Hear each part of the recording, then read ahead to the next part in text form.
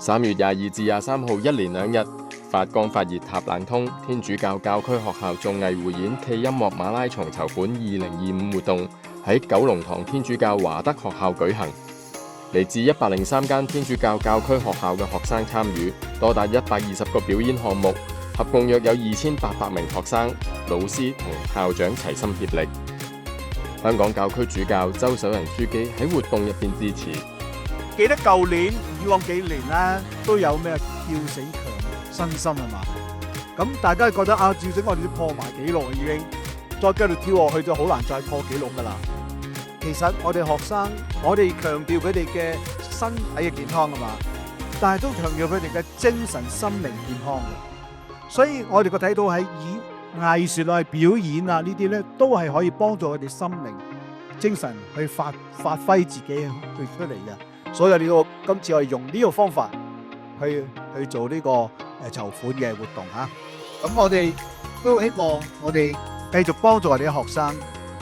喺情緒發展嗰度，我哋都有能力繼續陪伴佢哋。周書記亦都感謝學校、家長及各善心人士嘅參與，並鼓勵大家以捐款支持及肯定學生嘅精彩演出。用翻今日嘅主題叫塔冷通嘛，咁我今日睇到好多唔同嘅塔冷通，同埋睇到佢哋譬如話一啲唱歌或者啲演奏咧，望住指揮嗰種專注專一啊，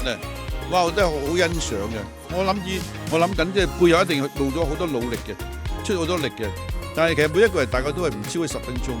但可以話每一個人都用最大嘅、最深嘅、最團結嗰種力量啊，呈現出嚟，同埋成個嗰個節奏真係好有嗰個運作得好好喎。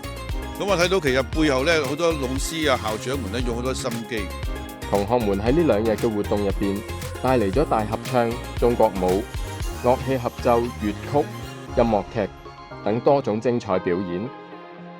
我覺得今日非常之榮幸嚟到呢個地方俾我發展，即係可以表演到，非常之高興。我今日都有邀請到我嘅爸爸媽媽嚟到呢度睇我嘅表演，我仲有叫佢哋一齊支持呢度嘅活動有籌款。因為之後我夢想都可能會成為一個音樂家啦，咁我希望可以參加多啲有關音樂嘅活動呢，去幫助我發展我嗰個興趣。我覺得好開心啦，因為可以展現到我哋嘅才能，可以表演俾啲觀眾聽，等佢哋去欣賞。係每一個學生都可以出得到，每一間學校都可以表揚同埋發表到佢哋自己嘅才華同埋才能。我哋今日係一個上主所安排同埋所祝福嘅一日嚟嘅，每一個出現嘅人都係睇到佢好開心嘅，同埋大家都好有火啊！咁我覺得完全達到我哋個期望，真係發光發熱塔冷通。呢次籌款活動得到和富慈善基金贊助，進行配對捐款，每捐1蚊就可以獲得1蚊配對，總上限係40萬。網上捐款平台將開放到4月4號。